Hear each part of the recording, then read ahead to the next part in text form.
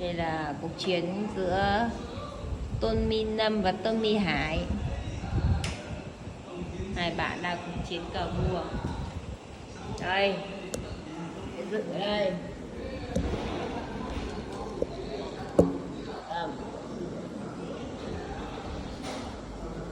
Cốc vào đây.